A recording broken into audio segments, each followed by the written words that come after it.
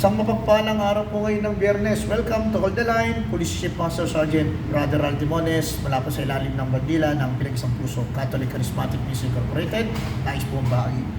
Ang mabuting balita po ngayong inango kay San Juan Cabanata, 1 talata 47 hanggang 51. At ito po yung pumapatungkol sa pagtawag kay Natanael at kay Felipe.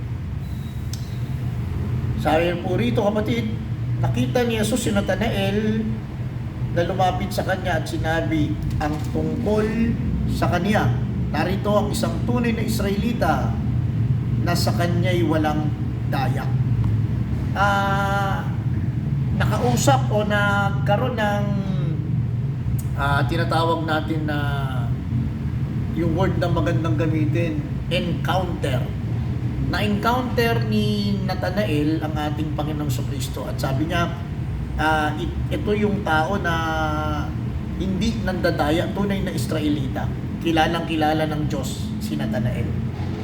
Una nagtanong si Natanael, sabi niya, paano siya nakilala ng ating Panginoon? Sabi rito, kapatid, sinabi sa kanya ni Natanael, saan mo ako nakilala? Si Jesus ay sumagot at sinabi sa kanya, bago ka tinawag ni Felipe nang ikaw ay nasa ilalim ng punong igos, ay nakita na kita. The point dito, kapatid, nakikita ng Diyos si Natanael. At ito yung first message niya sa atin. Tayo bilang mga alagad ng ating Panginoon, bilang mga disciple, bilang mananampalataya, nakikita tayo ng Diyos. Kung umiiyak ka ngayon, isa lang ibig sabihin, nakikita ka ng Diyos. Kung nalulungkot ka ngayon, nakikita ka ng Diyos. Kung masaya ka ngayon, nakikita ka ng Diyos. At lahat ng ginagawa natin, nakikita tayo ng Diyos. The first point, nakikita tayo ng Diyos. The second point is, sabi rito, kapatid, nakita na kita bago ka tinawag ni Felipe. Sa gospel kasi, kapatid, makita na dito, tinawag ni Felipe si Natanael dahil unang nakilala at nakita ni Felipe ang ating Panginoon. Ito yung pangalawang hamon sa atin, kapatid, na maging katulad din tayo ni Felipe, na after natin maranasan, after natin makita yung pagpapala, pagpapatawad, pagpapagaling at biyaya ng Panginoon, abay huwag natin itong sarilinin, bagkus i-share natin sa ibang tao, ibahagi natin, especially doon sa mga mahal natin sa buhay.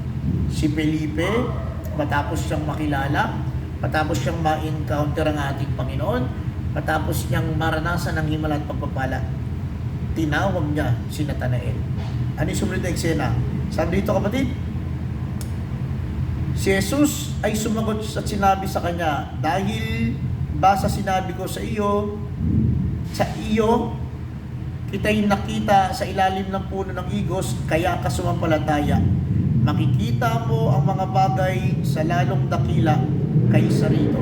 At sinabi niya sa kanya, katotohanang sinasabi ko sa inyo, makikita ninyo bukas ang langit at ang anghel ng Diyos na nagmamanikmanaog sa ulunan ng anak ng tao. Kapatid, napakaganda po nung pangako pa ng ating Panginoon.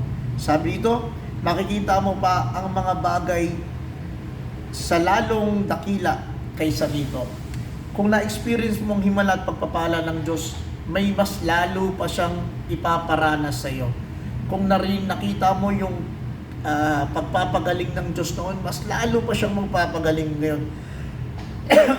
Kumbaga, miracle upon miracle, blessing upon blessing, and victory upon victory. Ang Panginoon na hindi tumitigil sa isang himala, ang ating Panginoon na hindi tumitigil sa isang pagpapagaling, ang ating Panginoon na hindi tumitigil sa isang pagpapatawad. Marami pang kayang gawin ang Diyos para sa iyo. Kung nagawa ni Natanael na pagpalain, ganoon na rin si Felipe kung paanong tinawag, kung paano silang pagpapala. Ito rin ang pangako sa atin ng Panginoon. Nanawa? Sa araw na to, ma-encounter natin ang ating Panginoon. At di lang dapat natin ma-encounter ito. Kung hindi paalalahanan na nakikita niya tayo sa lahat ng ating ginagawa. At nawa maging katulad tayo ni Felipe na matapos ma-experience, i-share, ikwinento sa ibang tao. And then the fourth, mas may himala pang gagawin ng Diyos sa iyo. Kung nagpagaling siya noon, magpapagaling pa siya ulit. Kung nagpatawad siya noon, magpapatawad siya ulit. Kung nabibigyan ka niya ng victory, pagtatagumpayin ka pa rin niya sa mga oras na ito. Let's pray in the Father, Son, the Holy Spirit. Amen. Panginoon, salamat po sa araw na ito sa pagpapaalala mo na ikaw yung makapangyarihang Diyos. Salamat, Panginoon, sa pagtawag mo kay Felipe at kay Nathanael at sa pagtawag mo sa amin. Panginoon, patuloy kang maghimala, patuloy kang magpagaling. Ano man po yung prayer ng aking kapatid sa oras na to, siya man po yung nasa banig ng karamdaman. Pagalingin mo po siya, Panginoon. Kung siya po yung may pangangailangang pinansyal, Panginoon, i-provide mo po ito.